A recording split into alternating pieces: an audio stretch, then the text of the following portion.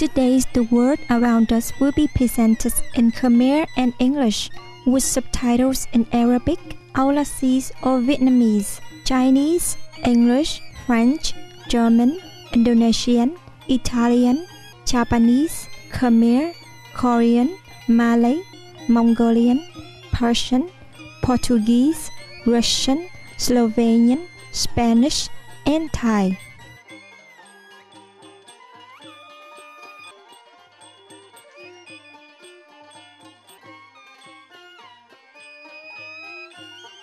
Srei ទស្សនិកជនជាទីមេត្រីសូមស្វាគមន៍លោកអ្នកដែលបានមកជាមួយកម្មវិធីពិភពលោកជុំវិញយើងស្ថានីយ៍ទូរទស្សន៍ Wu Thương Sự ជាមួយនឹងប្រភពដួងព្រលឹងដ៏ខ្លាំងក្លាប្រទេសកម្ពុជាត្រូវបានទទួលស្គាល់ថាជាទឹកដីនៃវត្តអារាមពិតជាការភ្ញាក់ផ្អើលដែលមានជាង 1000 ប្រាសាទនៅអង្គរវត្តដែលមួយរយៈធ្លាប់ជាទីក្រុងរបស់អាណាចក្រខ្មែរក្នុងនោះប្រាសាទអង្គរវត្តជាមជ្ឈមណ្ឌលប្រកបដោយកិត្តិគុណនិងជាប្រាសាទមួយក្នុងបណ្ដាប្រាសាទលទ្ធិហិណ្ឌូធំបំផុតលើពិភពលោកងាយស្រួលនឹងទទួលស្គាល់បំផុតគឺមាន5កំពូលប្រាសាទកម្ពស់65ម៉ែត្រដូចជាផ្កាឈូកធំការពិតប្រាសាទអង្គរវត្តជាតំណាងដ៏ធំរបស់ប្រទេសកម្ពុជាបានបោះពុម្ពរូបនៅលើទង់ជាតិ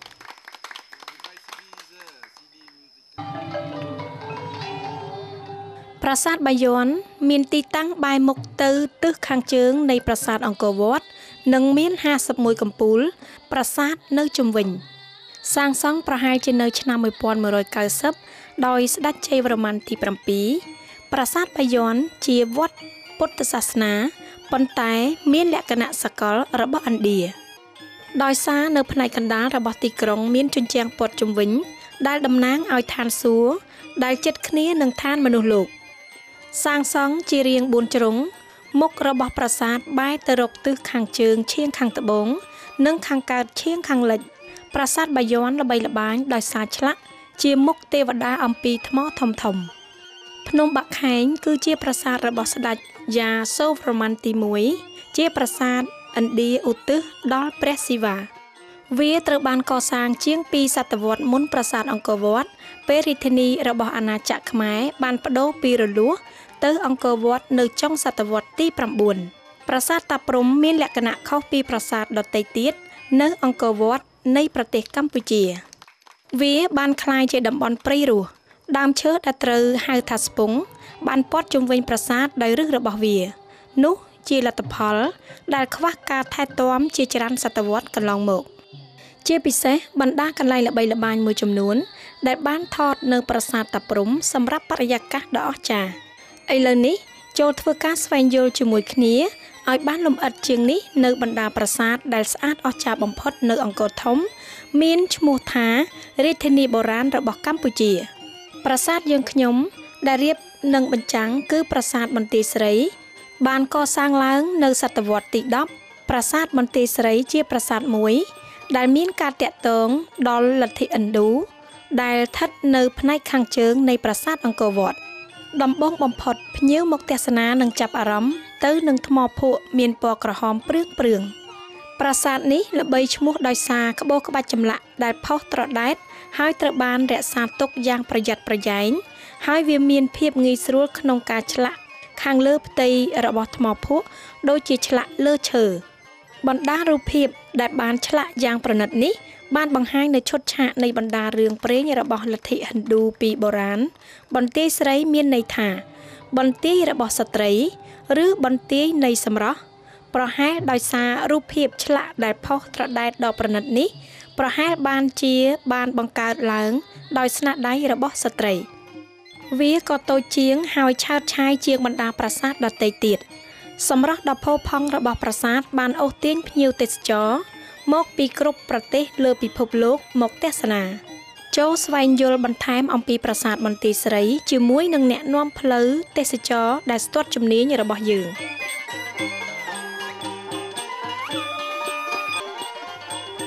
Here we are on the second pavilion entries of the eastern entrance of Banteay Srei temples. Over here on the walls where you see is inscription, which last more than 1,000 years ago, had for us to identify what types of language it was. And it's really give the information on the dates and temple constructions of Banteay Srei's temples. And they list some of Cambodian Buddhist monks who expertise in literatures who still can tell some words on the inscription that can be understandable. So majorities of people publicly cannot identify and understand most of the scripts here. ពេលទស្សនាបន្ទាយស្រីគេត្រូវមើលរូបចម្លាក់លើហោជាងដែលស្មុគស្មាញរូបចម្លាក់លើហោជាងមួយជាតំណាងនៃស្ថាបត្យកម្មមួយដែលមានរាងត្រីកោណហើយទ្រដោយសសរខាងលើទ្វារចេញចូលឬកន្លែងខាងក្រៅវាដូចជាគ្រប់រូបភាពលើបណ្ដាហោជាងនៅប្រាសាទបន្ទាយស្រីសុទ្ធតែបានតែងលម្អផ្កាភ្ញីឆើតឆាយលើកដំបូងក្នុងស្ថាបត្យកម្មកម្ពុជាសុទ្ធតែរូបភាពឈុតឆាកក្នុងទេវកថានៃព្រហ្មញ្ញសាសនាដែលលេចឡើងហោជាងប្រាសាទបន្ទាយស្រី Here we are on the third entries on the eastern side where you see the wall pediments here, especially on the sides at the end of the first pediment, which is so beautifully carved in the form of curved carving like the human fingerprints. And you move there further to the second ones, center of the pediments there, where you see goddess Lakshmi appearing on opening lotus, 2 elephants with holy water purify her before her marriage to the god Vishnu, and she was guarded by Garuda with detailed carving there.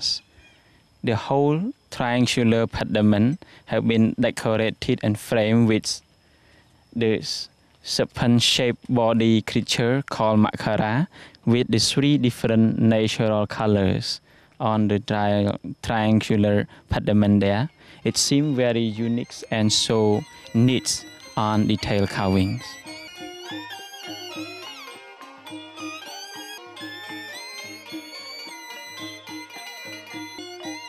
ប្រាសាទបន្ទាយស្រីមានខ្លោងទ្វារក្រៅមួយហៅថាគូបុរៈនាំទៅដល់កំពែងព័ទ្ធ3ជាន់នៃប្រាសាទមានរាងជាចតុកោណកំពែងខាងក្នុងបំផុតមានប្រាសាទ3និងបណ្ណាល័យ2អ្នកបុរាណវត្ថុវិទូជនជាតិបារាំង Moray Glass ជាអ្នកនិពន្ធប្រាង្គប្រាសាទរបស់ក្រុមអង្គរបានមានមតិថាផ្ទាំងចម្លាក់ទាំង4របស់បណ្ណាល័យជាស្នាដៃសិល្បៈដែលអស្ចារ្យបំផុតពិសេសជាងនេះទៅទៀតគឺគម្រោងរបស់គ្រប់ស្នាដៃបន្តបន្ទាប់វាបានបង្ហាញឲ្យឃើញនៅជំនាញដ៏ប៉ិនប្រសប់ក្នុងការបង្កើតច្បាប់រចនាលាយផ្សំនឹងភាពចំណានរួមផ្សំនឹងភាពរស់រវើកលោកបានសង្កត់ធ្ងន់ថាលក្ខណៈពិសេសរបស់បន្ទាយស្រីជាមួយនឹងការតាក់ទាញអារម្មណ៍យ៉ាងពិសេសរបស់បន្ទាយស្រីនិងការថែរក្សាទុកយ៉ាងខ្ជាប់ខ្ជួនជាមួយនឹងបច្ចេកទេសជំនាញក្នុងការតែងលម្អល្អឥតទាស់មនុស្សម្នាក់មិនត្រូវស្ទាក់ស្ទើរចំពោះប្រាង្គប្រាសាទទាំងអស់របស់ក្រុមអង្គរហើយត្រូវផ្ដល់ជូនឲ្យវានៅអត្ថិភាពខ្ពស់បំផុតសំណងប្រតិប្រទាញគ្នាយ៉ាងស្អិតរមួតចំពោះសិល្បៈរបស់ជាងមាសឬជាងឈើវាប្រសើរជាងការឆ្លាក់លើថ្ម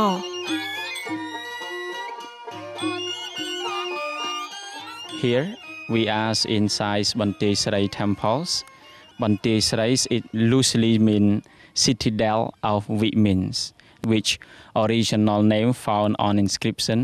called Srei Traipu Maheswara.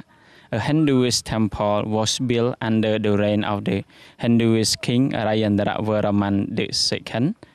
in 967, more than 1,000 years ago, dedicated to the god Shiva oriented to the east. 968, a year later,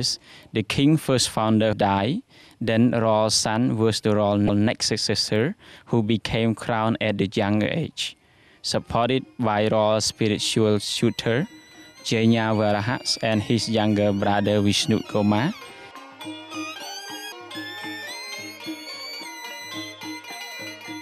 Banteay Srei អស្ចារ្យពីព្រោះវាមិនបានសាងសង់ឡើងដោយសារព្រះមហាក្សត្រប៉ុន្តែក៏សាងឡើងដោយព្រះគ្រូមួយព្រះអង្គព្រះគ្រូមានព្រះនាមថាយជ្ជវរិហៈជាអ្នកប្រាជ្ញមួយរូបដែលគួរឲ្យកោតស្ញប់ស្ញែងនិងប្រកបដោយព្រហ្មវិហារធម៌តែងសង្គ្រោះដល់អ្នកទទួលការជិះជាន់ក្រអត់ឃ្លាននិងអ្នកជំងឺ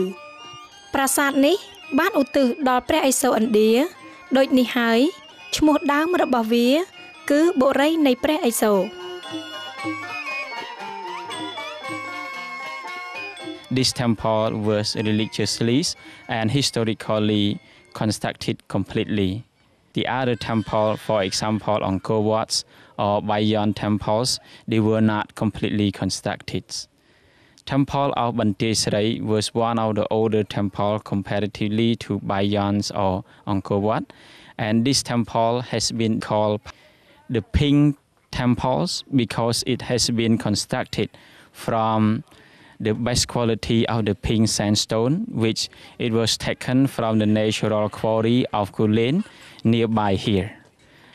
And this temple also calls as the jewelry one because this so small monument but so beautiful and detailed carvings. Look at the back there where you see how detailed carvings they are sculpted and ornated with more different Hinduist lectionary relief and also small ornated statue. វាជាសំណាងដែលរាជរដ្ឋាភិបាលកម្ពុជាដែលមានស្មារតីភ្លឺស្វាងក្នុងការថែរក្សាទុកបំណែកជាច្រើនរបស់ប្រាសាទក្នុងសារមន្ទីរហើយដាក់ជំនួសនៅរូបចម្លាក់ឆ្លាក់ចម្លងនៅកន្លែងនោះវិញឥឡូវនេះចូលទស្សនានៅប្រាសាទទាំង3របស់បន្ទាយស្រីប្រាសាទនីមួយៗមានទ្វារ4ប៉ុន្តែមានប្រាសាទតែមួយក្នុងចំណោមនោះបែរទៅរកទិសខាងកើតជាទិសព្រះអាទិត្យរះបណ្ដាទ្វារផ្សេងទៀតជាទ្វារបញ្ឆោតសម្រាប់ដួងព្រលឹង Here we are on the southwest corners of beautiful temples Banteay Srei. Ladies and gentlemen, you pay attention at the so beautiful temple with the detailed carving there. It has been set up directly on the same floor of Srei towers, which the south one was built and dedicated to the god Brahma, the central one for the god Shiva, and the north one for the god Vishnu. Set into the 5 tier directly, where you see the each tier corner with the detailed tiny carving symbolize like the samples of the entire big towers. The 5 tiers symbolize the 5 worlds in Hinduism, and only the eastern doors of 3 towers opening to the east orientation of the temple originally, but the other 3 doors of every towers just the 4 door well decorated and carved in detail there. And every part of these temples with the detailed relief on Hinduist lectionary episode, tales, and myth. Further up there, all the details there, including the 2 human statue with human face, and some further there with the human bodies and animal heads, they are newly constituted. Original one have been retained in National Angkor Conservation and Museum, replaced by this new sandstone one. Historically, when this temple entirely abandoned in 1431 AD, it was later naturally overgrown. By later years, after in 16th century, this still left under the jungle. It was later found by French explorer in 1914 and 1931 to 36. This had been cleared and restored under leadership of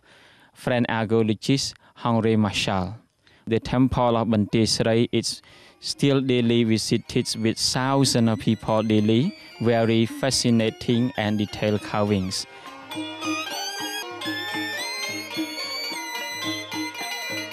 ស្ដេចជ័យវរ្ម័នទី 7 ធ្លាប់បាននិយាយថាព្រះអង្គសាងសង់បណ្ដាវត្ត ទាំងឡាយផ្ដើមចេញពីគំនិតសេចក្តីករុណាចំពោះអំពើល្អរបស់ពិភពលោកដើម្បីប្រទានឲ្យមនុស្សលោកនៅទឹកមុនព្យាបាលរោគដើម្បីទទួលបាននូវជីវិតអមតៈ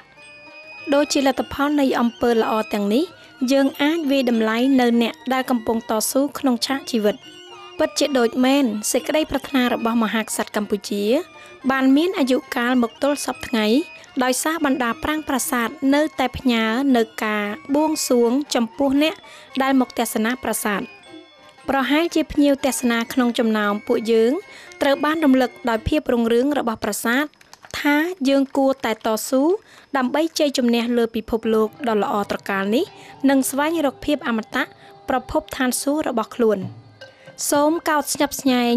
ប្រទេសកម្ពុជានិងចំពោះការខិតខំប្រឹងប្រែងថែរក្សាទ្រព្យសម្បត្តិវប្បធម៌ដ៏មានតម្លៃប្រាសាទបន្ទាយស្រីនិងប្រាសាទធំៗដទៃទៀតរបស់អង្គរធំសង្ឃឹមថាបណ្ដាប្រាសាទទាំងឡាយដែលរុងរឿងនេះតែងតែទទួលបាននូវការស្រឡាញ់និងសូមឲ្យឋានសួគ៌ប្រទានពរឲ្យប្រទេសកម្ពុជាទទួលបានសន្តិភាពនិងភាពសុខសាន្តជាដរាបរៀងទៅទស្សនិកជនជាទីរាប់អានសូមអរគុណលោកអ្នកដែលបានមកជាមួយយើងខ្ញុំនៅថ្ងៃនេះក្នុងកម្មវិធីពិភពលោកជុំវិញយើងបន្ទាប់ទៀតនេះការសម្ដែងធម្មទេសនាក្រោយពីព័ត៌មានគួរឲ្យចាប់អារម្មណ៍សង្ឃឹមថាការជីវិតរស់នៅរបស់លោកអ្នកជួបប្រទះនៅសុខសាន្តនិងភាពរីករាយ Gracious viewers, thank you for being with us today on the world around us. Coming up is Words of Wisdom.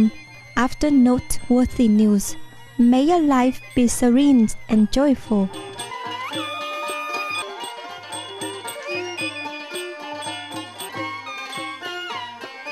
For more details, please visit www.suprememastertv.com/WAU.